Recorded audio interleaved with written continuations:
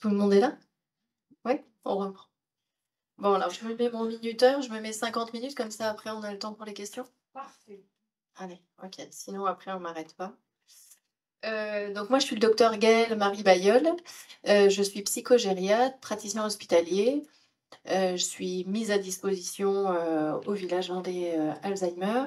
Donc avant, de travailler au village, j'ai été pendant 15 ans dans une unité cognitivo-comportementale. Chef de pôle en gériatrie à Dax. Donc Dax, c'est dans le sud-ouest, hein, j'ai fait 3 heures et demie de route là pour venir, vous voir. Marianne m'a demandé de vous présenter, le village landais sous, l'approche, en fait, d'un autre regard et comment on essaye d'avancer et d'innover. D'où le titre: «Un espace et un regard innovant dans l'accompagnement des personnes vivant avec une maladie d'Alzheimer ou apparentée». Vous allez j'ai, voilà, agrémenté, ma présentation de photos, qui vous présentent, le village. Donc on se situe à Dax, dans le sud-ouest. On est, à peu près 10 villages dans le monde, enfin intitulés villages, voilà. Dans le monde, il y en a 3 en Europe. Le premier à avoir été construit est à côté d'Amsterdam, hein. Et le deuxième qui a vu le jour, à peu près en même temps que nous, c'est Rome. Voilà, donc Amsterdam, Rome et Dax. Voilà, en Europe. Par contre, on est le seul village, seul espace à, faire de la recherche au monde, à l'heure actuelle, à faire de la recherche, in vivo, quoi. En même temps qu'on accompagne. Donc c'est un lieu qui, allie hébergement, soins et recherche. À la différence d'Amsterdam où ils ont un peu plus de 20 ans, d'expérience, mais où ils ont jamais sorti, de papiers, on appelle ça voilà, des papiers, au niveau, scientifique, d'articles. Alors que, nous on a 2 études, qui sont en cours, au village. Donc vous voyez, je vais vous montrer un plan. Alors là, vous voyez en fait, sur, la plus grande des photos, vous voyez les arcades en fait qui sont autour de la Bastide, et vous avez, des photos, du parc et de la Bastide. Je vous ai mis un plan pour que vous imaginiez un petit peu mieux, en fait, comment ça se présente le village. C'est, sur un parc de 5 hectares, entièrement sécurisé par une barrière, une clôture, mais en fait une clôture végétalisée. Donc en fait, quand on rentre dans le village, on n'a aucune notion de limite. Ce qui, à mon avis, est le plus, voilà.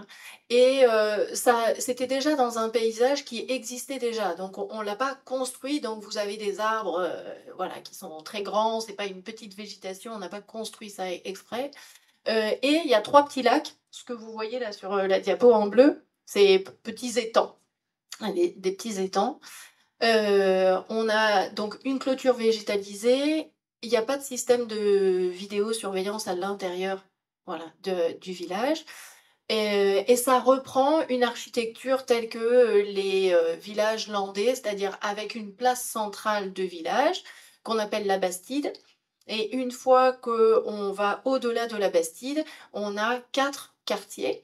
Chaque quartier est divisé en 4 maisons et chaque maison accueille, pour 2 maisons, 7 villageois, pour 2 autres maisons, 8. En fait, ça fait 30, hein, 30 villageois par, quartier.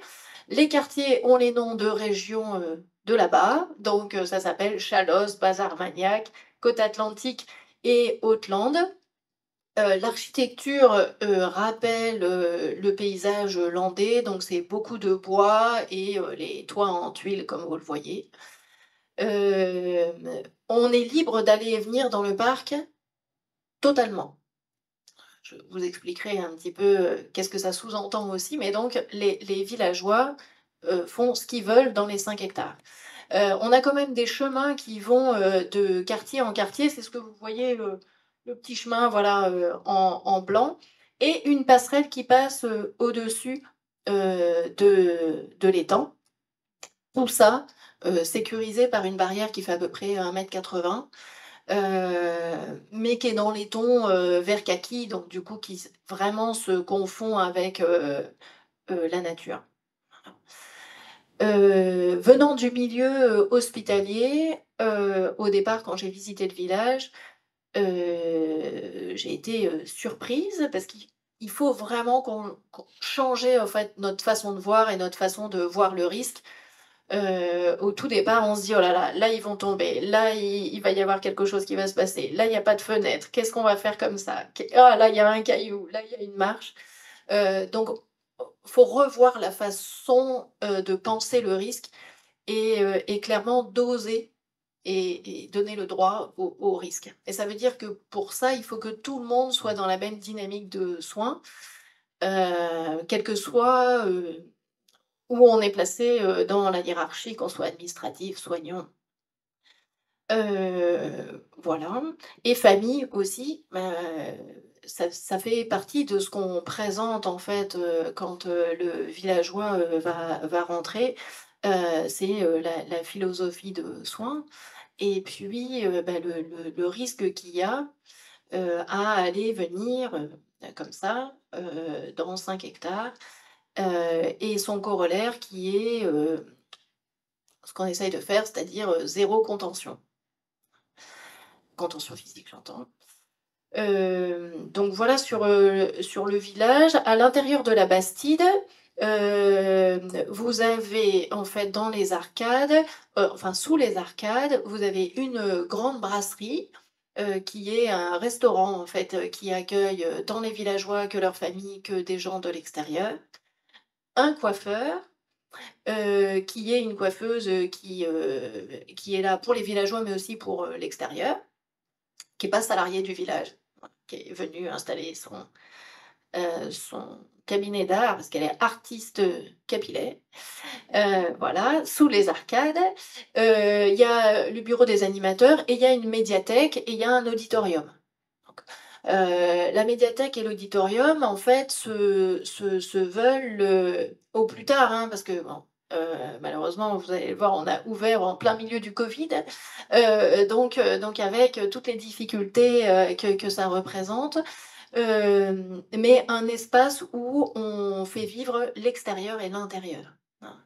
Et donc la volonté politique, par rapport à ce village, c'est que ce soit, un autre quartier de Dax. Alors on n'est pas dans le centre, on est un petit peu au sud de Dax, mais il y a la ligne de bus, qui passe, au niveau du village, on n'est pas loin, des écoles, donc on va essayer au plus possible de faire une mixité. On accueille 120 villageois, donc on a 108 places d'hébergement permanent. J'ai marqué plus ou moins temporaire parce que dans l'appel à projet de, ce village expérimental, l'ARS, ne nous voulait qu'on soit libre de faire, temporaire, permanent, enfin que ça nous laisse en fait une certaine latitude.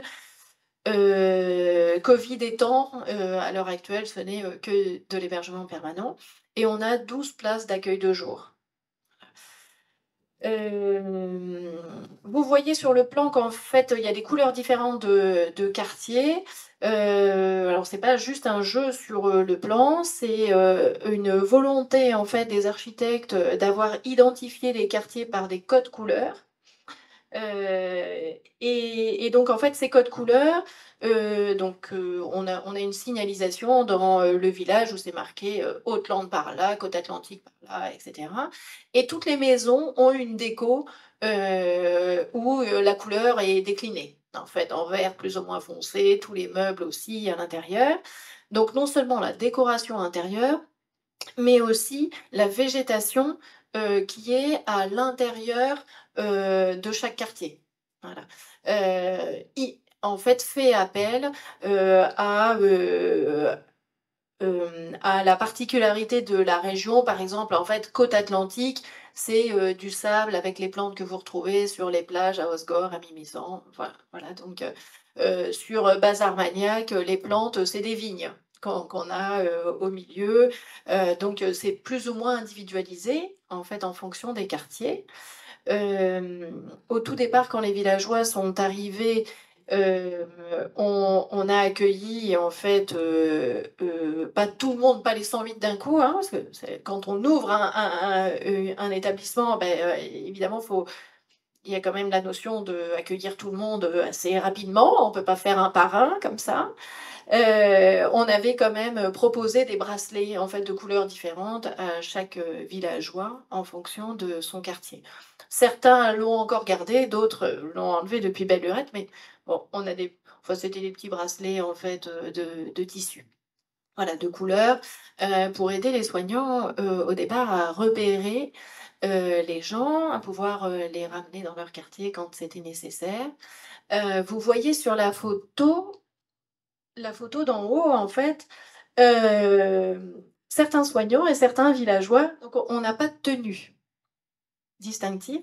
Ce qui nous distingue, soignants des villageois, c'est juste qu'on a un collier autour du cou parce qu'on a les badges qui ouvrent les portes, mais sinon on n'a pas de tenue, et à l'heure actuelle, on est en réflexion sur savoir si oui ou non on va à un moment porter des badges. Je vois que certains ont des badges. Bon, c'est toute une réflexion, autour de ça. Au départ, en fait, dans le projet, il y avait pas, ça n'avait pas été pensé, de savoir si on avait des badges ou pas, sachant que, au niveau des colliers, on pouvait porter un badge, mais en fait, de façon pratique, le badge, au bout de 2 jours était, à mettre à la poubelle parce que en fait, ça pendait, et puis, c'était pas du tout pratique. Donc on est juste avec, notre collier, voilà, autour du cou, et puis, les villageois, eux, voilà, sans badge, sans rien, et covid oblige, ben, pendant 2 ans, on nous distinguait parce qu'on avait les masques, nous soignants, et pas les villageois. Heu, sur la deuxième photo, ouais, c'est un petit peu, foncé, vous voyez la place du village, et donc sur la place du village, on a une petite fontaine ici, et à côté, la balançoire avec, un petit escargot, qui fait la joie, en fait, des enfants qui viennent, se balancent, montent sur l'escargot, et pas que d'ailleurs, parce que la balançoire est aussi utilisée par, les villageois, deux trois villageois, entre autres. Sous les arcades que vous avez là sur la photo d'en dessous, ce que vous voyez au fond, en fait, donc sous les arcades, il y a un centre, de la Mutualité française qui s'est installé, en fait, dans les locaux du village, dans les mêmes locaux, je vous en parlerai, tout à l'heure, où il y a, un audioprothésiste, un ophtalmo. Et puis au-dessus, sur la partie en bois là, que vous voyez, au-dessus, en fait, c'est des studios qui nous permettent d'accueillir les familles et les chercheurs quand ils veulent. Voilà.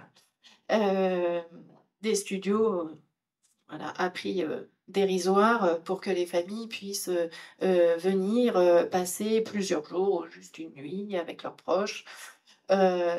Souvent très utiles quand ils viennent, de loin, et pour certains, utiles lorsqu'il y a un accompagnement, par exemple, vers la fin de la vie. Je crois que j'ai fait le tour sur comment se présente, le village. Ah non, j'ai oublié de dire, je ne sais pas si j'ai parlé de la supérette. Oui, on a une petite supérette à l'intérieur, de cette bastide qui se situe là plutôt vers la gauche. Alors supérette, parce que pour ceux qui ont regardé des reportages sur YouTube, à chaque fois entre le coiffeur et la supérette, c'est le truc qu'on voit le plus sur, le village. Je dirais plutôt, alors ça s'appelle épicerie, c'est le nom qui est marqué dessus. C'est plutôt, en fait, une réserve, un garde-manger. Il n'y a pas, d'échange, d'argent dans cette supérette, et ni même de décompte en fonction des maisons. Je vous dis ça parce qu'à Amsterdam, c'est la façon dont, ils travaillent avec cette supérette. Nous, en fait, c'est pensé pour que les villageois, chaque jour, viennent faire les courses. Je vous expliquais un petit peu comment, avec des caddies, parce qu'en général, il y a beaucoup à ramener, dans les maisons, mais en fait, c'est ce qui manque dans la maison. Donc on vient chercher ce qui manque tous les matins, à la supérette. Mais il n'y a pas d'argent ou de faux argent, comme certains nous ont dit. Il y a pas tout ça. On vient juste chercher ce qui manque, voilà, sur la liste des courses. Alors qui sont les villageois? Donc en fait, on devait ouvrir le 17 mars 2020. Et puis, bah, on n'a pas ouvert, voilà, on n'a pas ouvert parce que c'était confinement. Donc finalement, on a ouvert mi-juin, 2020. Donc on a à peu près 2 ans et demi là de recul sur le village. La population a changé, donc ça me paraissait important que je vous explique en fait qui, on accueille. Donc on accueille 108 personnes et quand on les a accueillis la 1re fois, on les a accueillis en fait en plusieurs fois. On a accueilli 30 personnes d'un coup à chaque fois, tous les 15 jours, voilà. Donc 30, puis 30, puis 30. Donc on a fait 90, personnes en 1 mois et demi. Puis après on a été reconfinés, donc on a réattendu et on a ouvert le dernier quartier en septembre. Donc en fait, voilà, ça faisait 108 arrivés en 4 fois entre juin et octobre. Le sexe ratio, c'est à peu près le même que dans tous les établissements, c'est 3 quarts, 3 quarts, 1 quart. Ça correspond à la population, voilà, dans ses moyennes d'âge. L'âge moyen, alors l'âge moyen, il est plus jeune, que dans les établissements, habituellement, d'hébergement, puisque dans le projet, alors c'est pas que, mais dans le projet, dans l'appel à projet en fait auquel on a répondu à l'ARS, on accueille 10 personnes de moins de 60 ans. Ce qui est une particularité par rapport, par exemple, au village à Amsterdam, où ils ont une moyenne à peu près, une moyenne d'âge à peu près de 85 ans. Voilà, nous, c'est 79. Donc quand on a ouvert, l'écart type, c'était 39 ans. La plus jeune avait 39 ans et le plus âgé 100. Là, maintenant, en 2022, c'est 35 et 102. Voilà, il y a une grande, on est intergénérationnel même dans les villageois. Là, et donc on en avait 6 de moins de 60 ans quand on a ouvert. On avait identifié une maison en particularité. Vous avez vu qu'on a 4 maisons par quartier. On avait identifié une maison en particulier pour accueillir une maison de 6. Enfin, c'est des maisons de 7, voilà, et des maisons de 6, mais bon, il y en avait un qui avait un peu plus de 60. Alors, hein, c'est ce fameux cut-off, voilà, entre 60 65. De toute façon, l'idée, en fait, du moins de 60, c'est pour ça que je vous ai mis après sur le 2022, c'est qu'en fait, c'est des gens qui ont une maladie d'Alzheimer précoce, c'est-à-dire diagnostiquée avant 60 ans. Mais au bout de 2 ans, ben, parfois, ils sont arrivés dans la tranche 60-65, donc ils sont plus dans les moins de 60, mais ils ont quand même une maladie d'Alzheimer précoce. Le GIR, alors du coup, je sais, tout le monde sait ce que c'est bon, voilà. Donc en fait, dans la classification, c'était pareil, c'est l'idée, au départ, les gens qui ont pensé ce projet, enfin, les politiques, hein, puisque bon, voilà, l'histoire dit que donc c'est Henri Emmanuelli, du conseil départemental qui a vu vers 2015 un reportage en fait sur le village à Amsterdam et qui a dit allez on va faire la même chose dans les Landes, petite bataille politique entre qui, quoi, où en Nouvelle-Aquitaine et finalement c'était à Dax où le village a fini par ouvrir ses portes. Et l'idée, c'était d'avoir le même type de village qu'à Augeveck, juste à côté d'Amsterdam. Mais finalement, ils ne savaient pas trop qui on allait accueillir, à part des gens qui avaient une maladie Alzheimer. C'était pas très clair dans la tête de tout le monde. Bah, moi, je suis arrivée qu'à fin 2019, en fait, en tant que médecin référent et coordonnateur du village. Je savais bien que la population qu'on allait accueillir, c'était pas 108 personnes GIR 5-6. Heu, parce que tout le monde veut rester à la maison, le plus longtemps possible et que même si, on voulait, offrir, des services différents et bah, il y a la plupart allaient quand même être GIR 3-4. Donc la population qu'on a accueillie au départ, bah, il y avait 62 de GIR 3-4, voilà, 5 de GIR 5-6 et 33 de GIR 1-2. Alors je vous marque un 2, mais c'était surtout du 2 puisque, un des critères, d'exclusion, c'était d'être grabataire. Puisque l'idée quand même, c'était de pouvoir profiter de l'ensemble du parc, de la liberté d'aller et venir. Donc il y avait que 2 personnes quand on a ouvert le village qui étaient GIR 1. C'était un projet, vraiment très, très individualisé, hein. Ça fait partie, vous savez, des choses qu'on fait un peu à côté, quand même quand on se laisse une ligne de conduite parce qu'il y avait un couple de gens qui avaient, tous les 2 une maladie Alzheimer et donc du coup, il y avait, voilà, une dame qui était, GIR 4 et avec son mari qui était GIR 1. Donc, on les a accueillis tous les 2. Et puis une autre dame qui avait moins de 60 ans, hem qui était GIR 2 avant le Covid, dont le mari avait fait le choix en fait de déménager, à Dax pour accompagner son épouse dans ce village en particulier et malheureusement ce monsieur est mort du Covid. Pendant le Covid, on a tenu, en fait, l'idée c'était de se rapprocher de ses filles, et donc on a tenu à aller jusqu'au bout du projet et la dame qui a survécu au Covid après la réa, avec la maladie d'Alzheimer, on l'a accueillie, voilà, au village. Donc ça faisait partie des 2 seules personnes, en fait, qu'on a accueillies, un petit peu hors des clous des critères, mis en avant au départ. L'origine géographique, c'est, la plupart viennent de Nouvelle-Aquitaine, 63 des Landes. Bon, ça aussi, c'est on est en fait, on se veut une expérimentation, nationale mais porté par le conseil départemental. Alors, il faut ménager la chèvre et le chou et et on avance comme ça dans le projet. À la différence de certaines structures dont vous avez peut-être entendu parler, comme, les maisons de Crolles, vers, Grenoble, heu, qui sont pas dans le domaine médico-social, mais plutôt dans le secteur femmes, où ils accueillent que des gens qui sont de la région. Voilà. Entre 2020 et 2022, on a fait 49 accompagnements jusqu'au bout de la vie.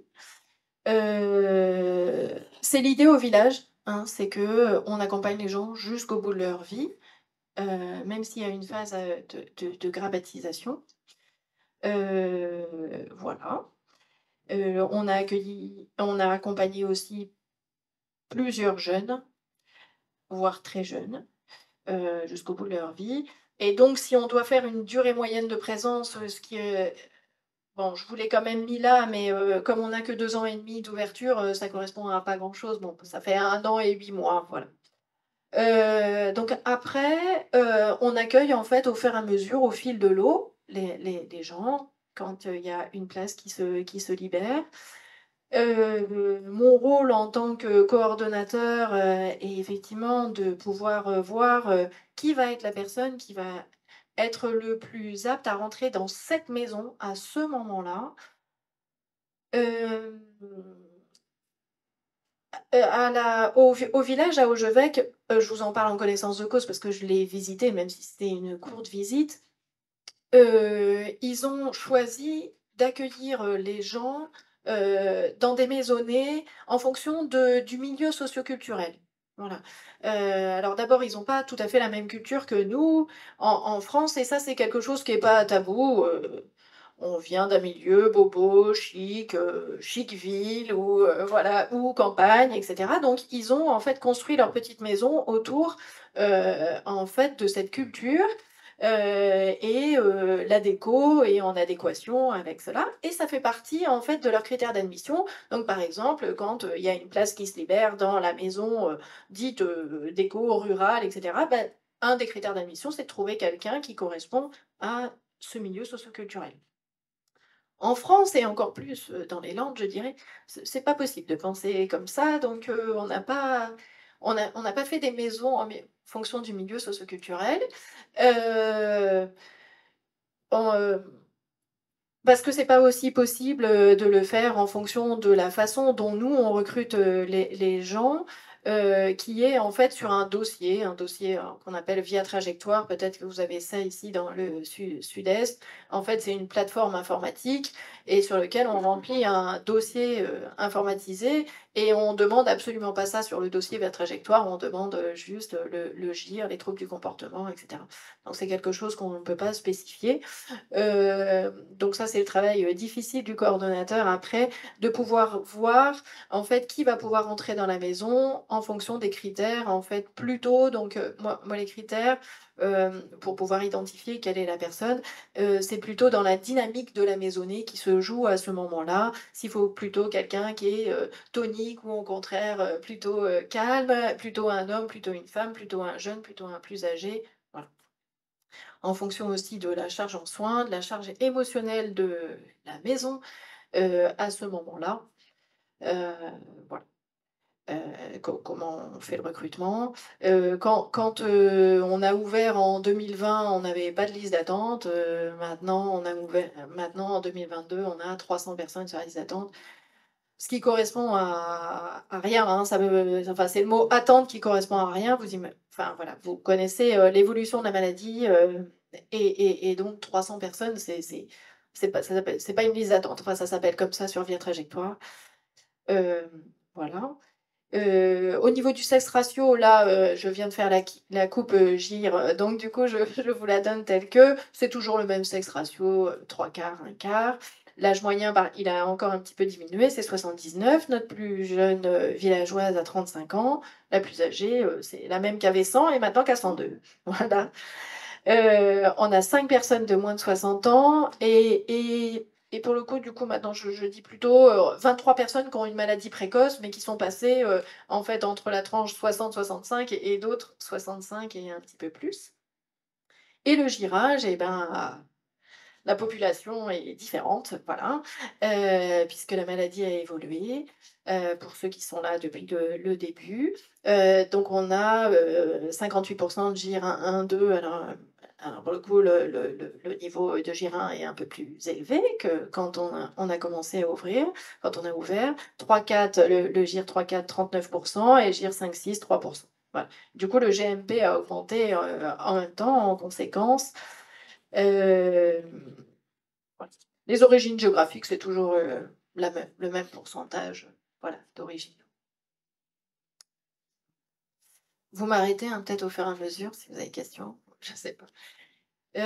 Donc, qui sont les professionnels salariés du village? Donc, on a une équipe pluridisciplinaire. Je vous ai voilà, décrit tous les gens qu'il y avait au village. Donc, elle a une directrice adjointe, une assistante de direction, une directrice des ressources humaines, et une coordonnatrice de l'animation et des bénévoles, 4 cuisiniers, 2 agents techniques, 3 animateurs, une lingère, un cadre de santé. Au niveau des médecins, c'est des médecins salariés, donc on est 2,5 ETP, ça veut dire équivalent temps plein. Donc on est 3 médecins, mais sur 2,5 ETP. Un psychologue, un ergothérapeute, un psychomote, 12 IDE, 93 maîtres et maîtresses de maison. On appelle, voilà, c'est le nom qu'on a choisi d'utiliser pour appeler les gens qui sont aides-soignants. Je vais vous les décrire là tout de suite. Donc en fait, il y a des aides-soignants, des AMP, des AES, des AVS et des agents d'entretien et de socialisation, c'est-à-dire ce qui est l'équivalent en milieu hospitalier d'ASH. Voilà. Donc 93 maîtres et maîtresses de maison. Comme vous le voyez là sur cette diapo, en fait, les maîtres et maîtresses de maison sont d'origine, de parcours en fait divers. Il y a des gens qui ont des diplômes de soins, comme les AS, les ASG, les AMP, et d'autres qui n'ont pas de diplôme de soins, qui sont voilà, l'équivalent d'auxiliaires de vie. À peu près 3 quarts, un quart, 66 qui sont, voilà, qui ont ce type de diplôme et 27 autres. Alors là, vous voyez l'intérieur d'une maison. Au fond, c'est une de mes collègues médecins et une villageoise, c'est la campagne de vaccination, et un de mes collègues infirmiers. Euh, Donc les autres, quand on a ouvert le village, donc l'idée c'était, une ouverture grande vers, l'extérieur. Il a fallu, penser ça évidemment, à l'aune, du covid, et puis après penser ça de façon, éthique. Donc on est toujours en cours, de mettre en pratique en fait, ce qui avait été, mis en avant, c'est-à-dire l'ouverture vers l'extérieur. Oui, mais s'ouvrir comment? Pourquoi et dans quelles circonstances? Donc il y a d'autres professionnels qui interviennent au village, donc en haut là, vous voyez la coiffeuse, l'artiste capillaire avec, une villageoise. Il y a des kinés extérieurs qui viennent, au village, des pédicures extérieures qui viennent au village. On a donc dans les mêmes locaux, au niveau de la Bastide, que vous avez vu tout à l'heure, donc le centre de la mutualité française Land qui a ouvert, ses portes. C'est les locaux là. Donc en fait là, c'est comme si on était à l'intérieur du pôle médical et ça mène sur, la place de la Bastide, la photo que vous voyez là. Voilà. Ils ont ouvert leurs locaux, récemment, il y a à peu près 6 mois. Au départ, ça devait être en même temps que le village et puis, voilà, à cause du covid, ils ont ouvert, après. À l'intérieur de ces locaux, il y a dentiste, audioprothésiste et ophtalmo. On a donc aussi, des bénévoles, qui, interviennent à l'intérieur de la structure.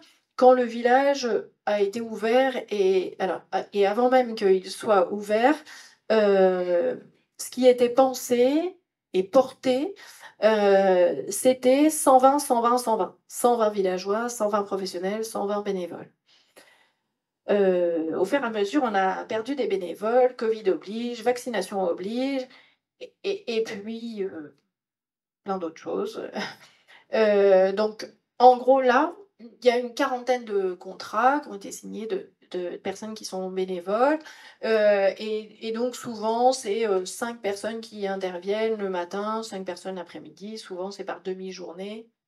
Et ils animent surtout les, euh, les centres névralgiques de la place du village, l'épicerie, la brasserie. Il y en a qui ne veulent pas sortir de leur comptoir, qui sont très bien voilà, à tenir le bar, d'autres l'épicerie, d'autres la médiathèque. Voilà. Et d'autres qui font des ateliers spécifiques, mais plutôt au niveau de la Bastide. On a ouvert récemment aux visites. Alors, j'entends visite, non pas des familles, hein, mais autres visites. Mais celles-ci sont encadrées par des professionnels salariés.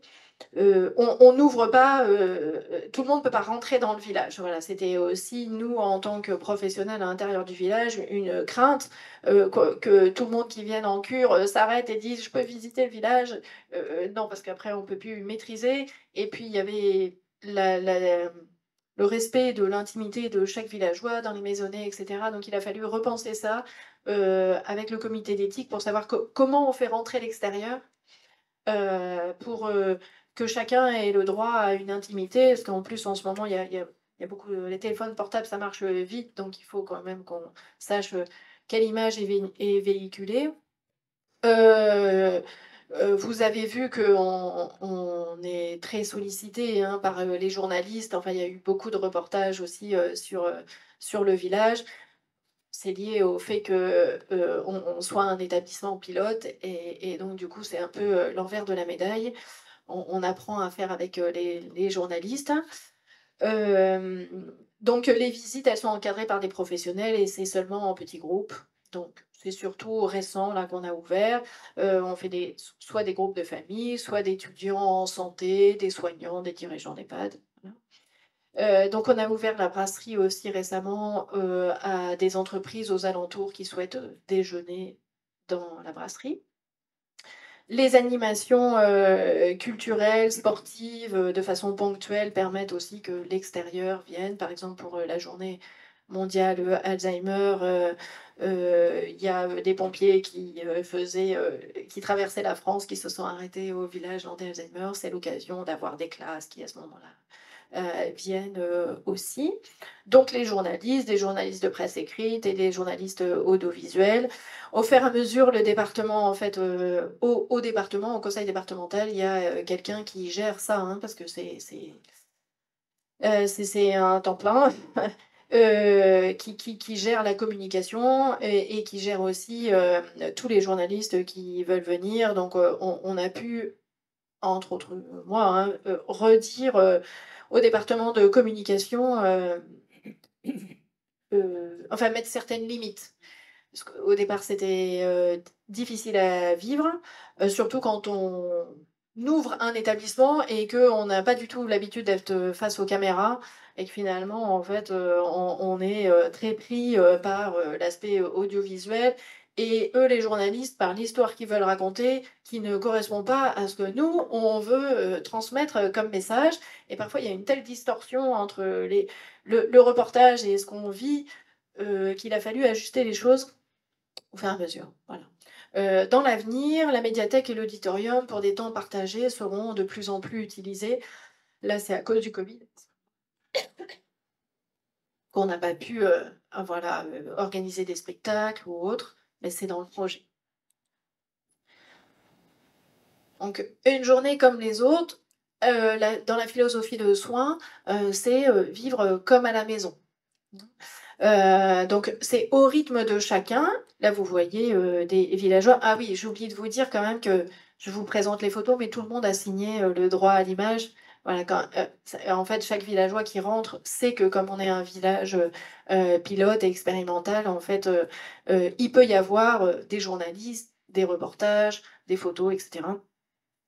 Et en fait, ceux qui donnent pas, les quelques-uns qui ne donnent pas leur consentement, ils sont pas sur, ces photos ni même dans les reportages. Hem, donc en fait, il y a un binôme de maîtresses de maison, maître et maîtresse de maison. Moi, il y a beaucoup plus de femmes que d'hommes, donc souvent je dis maîtresse de maison, un binôme de maîtresses de maison qui, s'occupe de la maisonnée pendant toute la journée. Donc elles travaillent en fait, en 11 heures, mais comme elles arrivent un peu en décalé, donc il y a quelqu'un à partir de 8 heures moins le quart jusqu'à 19h45, puis après c'est le relais avec, l'équipe de nuit.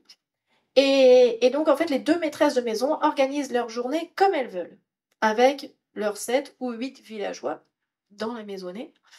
Heu, elles n'ont pas de tâches. En fait, on leur a pas dit de 8 heures à 9 heures, faut faire ci, de 9 heures à 10 heures, faut faire ça. Non, elles font comme elles veulent, comme les villageois veulent, au fur et à mesure de la journée. Alors évidemment, le matin est beaucoup plus consacré, aux toilettes, aux soins, à aller faire les courses et l'après-midi à faire des ateliers, mais ça peut être organisé comme elles le souhaitent. Donc c'est 2 maîtresses de maison par maison. Et la nuit, il y a 2 maîtresses de maison par quartier. OK? Voilà. Et une infirmière qui est de garde sur place. Donc on va au rythme de chacun. Heu, L'après-midi, voilà, avec des balades dehors, sachant que donc la maison, elle est pas fermée. Si on veut aller dehors, on va dehors. En fait, la porte de la maison est, ouverte de 8 heures à 18h30. Voilà. Ça, c'est réglable par nous. Il y a un système, en fait, de gestion centralisée d'ouverture des portes. Heu, voilà, on a décidé, ça pour pouvoir ces horaires-là pour pouvoir contenir au mieux, pour éviter l'angoisse. Mais si quelqu'un veut absolument sortir et qu'il est 19h30, on a le badge, on a chacun notre badge, on ouvre la porte et il peut aller, sortir, se promener comme il veut dans le quartier. C'est pas grave s'il retrouve pas la maison, parce que c'est quand même, beaucoup qui ne retrouvent pas la maison. Heu, Maintenant tout le monde se connaît et donc on appelle pour dire: «Monsieur untel, prend le goûter en maison 16, vous inquiétez pas, il est bien là, on reviendra tout à l'heure au fur et à mesure», ou alors il mange avec nous, ou il y a des invitations, voilà, qui se font d'une maison, à l'autre. Sachant qu'on est très étonnés au fur et à mesure de voir combien, les villageois ont intégré qui était en colocation avec eux, et qui n'est pas en fait de la maison, hein. Et souvent elle dit: «Mais qui c'est qui vient là? Pourquoi, il est là? Mais on l'a invité». Bon, c'est quelque chose que je vous ai pas dit, mais pour vous donner un ordre d'idée, les villageois, la moyenne en fait du MMS, ça parle pour tout le monde le MMS? Bon, oui? Voilà, c'est 12, donc ça veut dire que c'est des malades qui sont à un stade modéré de la en moyenne, hein, modéré. Modéré, modérément sévère.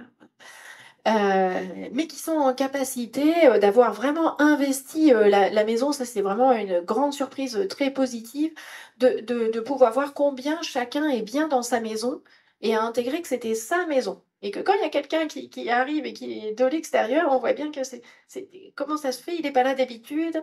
Est-ce qu'on l'invite? Donc c'est l'idée des maîtresses de maison aussi d'inviter parfois des gens et on fait des repas, au lieu d'être à 8, on est à 9, voilà et par rapport au repas, donc en fait, on a une cuisine, aménagée, salon, salle à manger et toutes les chambres sont autour, voilà, de ce lieu de vie. Pour vous donner un ordre d'idée, chaque maison fait 300 carrés. Donc chaque chambre fait 25 carrés et puis, voilà, on a un grand salon. Qu'est-ce que je voulais vous dire? Ah oui, dans l'organisation, comme donc c'est une cuisine aménagée, l'idée c'est de faire comme à la maison. Donc en fait, les cuisiniers, préparent le plat, en général le plat principal et ils ont pas préparé l'entrée ou le dessert. Donc ça veut dire que tous les jours, il faut qu'on aille chercher l'entrée et le dessert. C'est l'idée, hein, d'aller le chercher en fait à l'épicerie, de noter ce qui reste, de faire la liste des courses, d'aller, chercher le pain tous les jours, le journal tous les jours et de préparer ensemble le repas. Hein. Ce qui signifie pour les maîtresses de maison qu'elles doivent être très polyvalentes, très, très polyvalentes, de pouvoir, cuisiner le repas, mais aussi faire le ménage et faire, les soins. Voilà. De même que pour, les infirmiers, il faut redéfinir, les tâches, voilà, de chacun. Là, vous voyez voilà, des villageois qui jouent, qui marchent seuls, voilà, seuls avec une maîtresse de maison, voilà. Dans la philosophie de soins, donc, c'est pas que des murs, le village, c'est aussi, ce qu'on essaye de faire vivre, comme, philosophie de soins. Donc, autour de la bienveillance, ce que j'ai appelé bienveillance dispositive pour ceux que ça intéresse, voilà, c'était un concept, promu par, Emmanuel Belin qui est un sociologue. C'est, de pouvoir faire coexister des mondes, différents, s'ouvrir sur des possibles, ça veut dire laisser la possibilité à tout le monde, de mettre des mondes qui coexistent, hein. Le terrain, il est, arboré, légèrement vallonné, voilà, sans délimitation, ce qui permet de dire à tous, enfin tout le monde dit quand on arrive là, c'est apaisant. Voilà. Donc pas de système de vidéosurveillance. Dans la bienveillance relationnelle, on travaille la qualité de la présence, le sourire avec les yeux, voilà, avec, nécessaire, avec le port du masque. Au tout départ, ça, c'est des photos qui ont été prises quand il y avait le covid. Là, maintenant, on n'a plus les masques à l'intérieur de la maison. Et ce que j'appelle des moments d'intentionnalité suspendue, c'est-à-dire que j'essaye d'expliquer, enfin, j'explique, essayer de diffuser ça, qu'il faut être au plus proche du temps du villageois et qu'à certains moments, il ne faut pas avoir une intention. Intention de donner des médicaments, intention de faire, mais juste là, être avec. Et à un moment, il y a des choses qui vont passer. Voilà. Apaiser en signifiant, bah, du coup, vous me voyez là, vous voyez que voilà, je porte pas de blouse. Vous voyez même une villageoise derrière moi avec, un caddie qui va faire, des courses.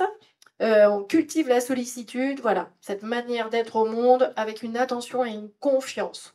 Ça c'est important. Être authentique, être, responsable, et savoir, donner un droit au risque. On laisse les gens faire, même si finalement la salade de fruits, elle est toute mangée à la fin et que, au fur et à mesure, on n'a plus la salade de fruits ou si, au fur et à mesure des courses, bah, on avait commandé quelque chose et finalement il y a 10 fois plus qui revient, bah, c'est pas grave, on va le remettre, après.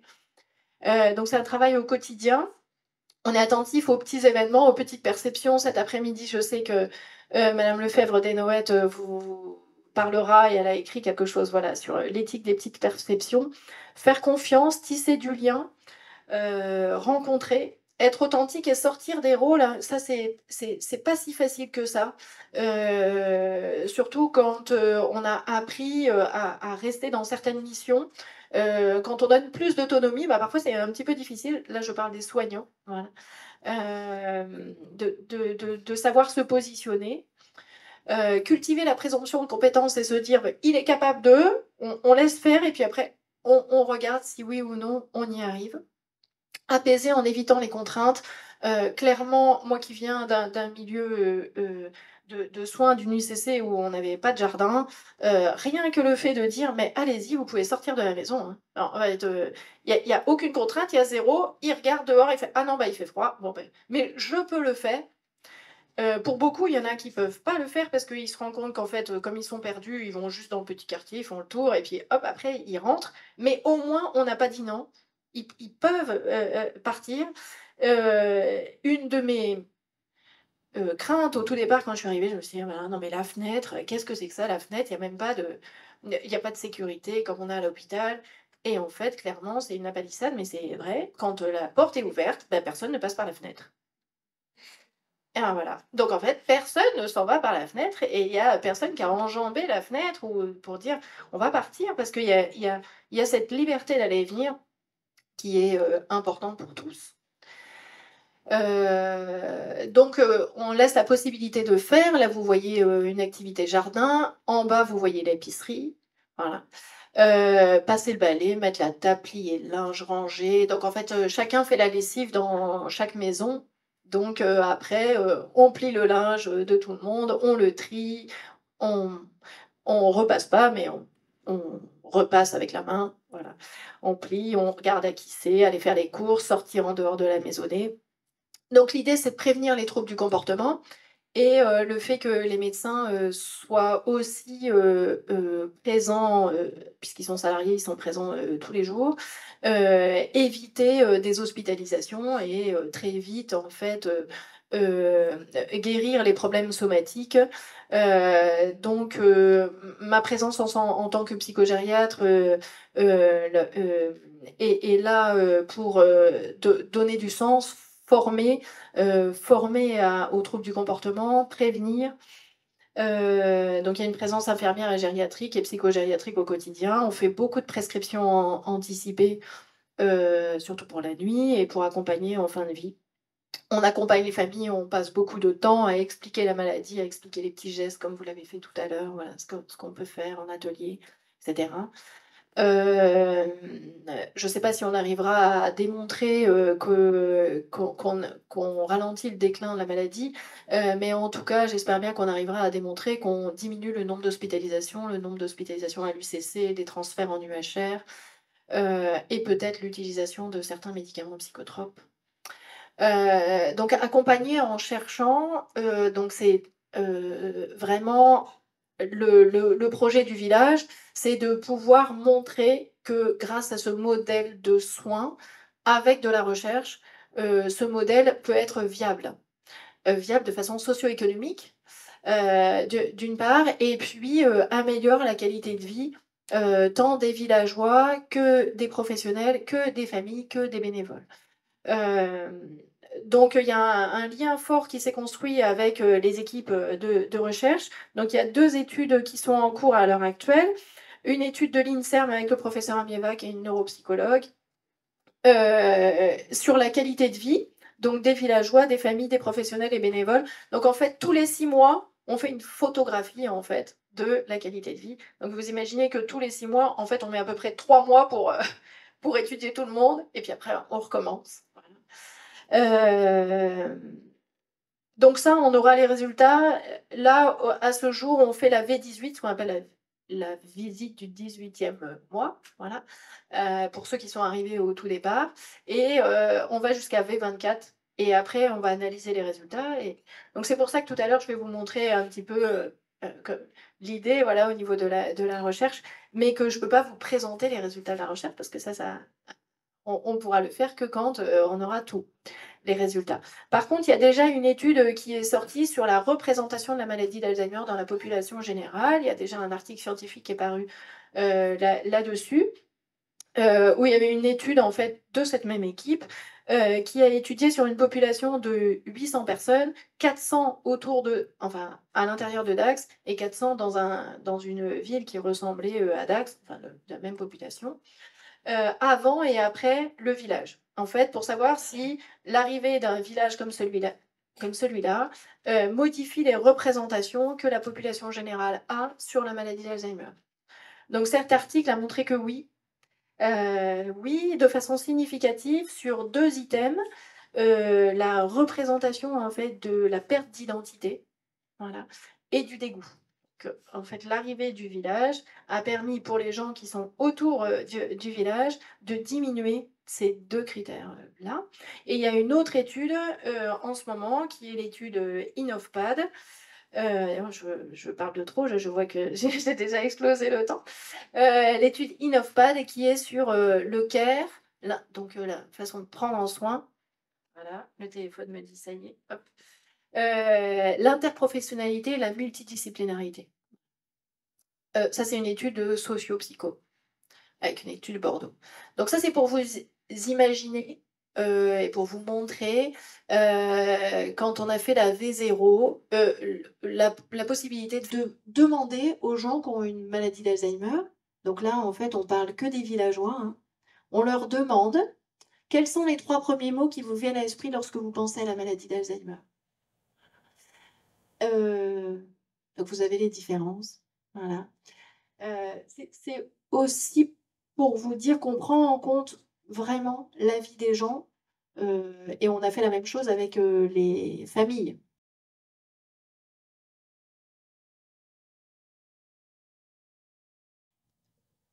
Dans quelle direction on va? Quel questionnement on a autour de tout ça? On a des interrogations autour du statut de l'établissement.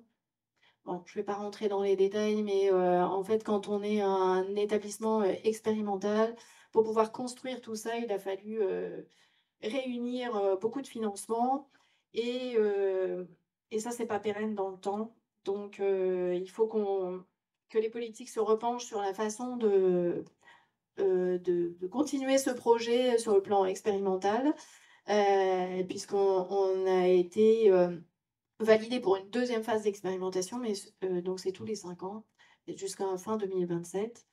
Il y a toute une question autour de la remise en question des missions des maîtresses de maison au fur et à mesure,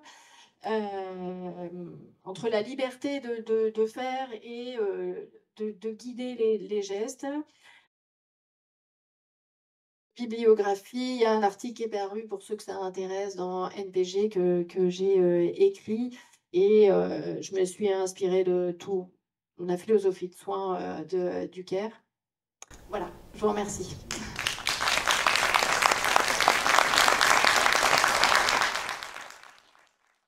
Alors oui, la même chose que toutes les EHPAD dans les Landes. En fait, comme c'est porté par le conseil départemental, ils avaient souhaité qu'on ait un établissement public, qu'il y ait pas de différence. Donc en fait, dans les Landes, toutes les EHPAD sont publiques. Donc en gros, ça fait entre 1 900 et 2 000. Voilà. Alors je vous dis pas en tarif journalier parce que du coup je l'ai pas, mais voilà, alors, beh, ça veut donc dire aussi qu'il faut porter ça, hein. C'est un choix politique en fait dans les Landes, on est très à gauche et donc c'est un choix, voilà. Il y a aucune maison de retraite, privée dans les Landes. Voilà. Donc c'est le même tarif, donc après d'où les questionnements autour, du modèle socio-économique. Oui. Ce qui veut dire aussi qu'il faut parfois changer, les modes de fonctionnement, entre autres, le GIR, le pathos, tout ça sur lequel, voilà, tout le financement est fondé et il faudrait qu'on invente, d'autres façons de financer parce qu'en fait avec ces outils-là, GIR, pathos, on réfléchit à l'envers de ce qu'on réfléchit nous, en fait, dans la prévention, alors après est-ce que ça correspond au temps de réflexion des politiques? J'en sais rien, mais j'espère que la recherche va montrer que si on voit plus large, c'est-à-dire en qualité de vie, en diminution peut-être, de la souffrance des aidants, et donc on ne se centre pas que sur le GIR et le pathos, on va réussir à faire autrement. En fait, les maîtresses de maison, c'est l'ensemble des professionnels.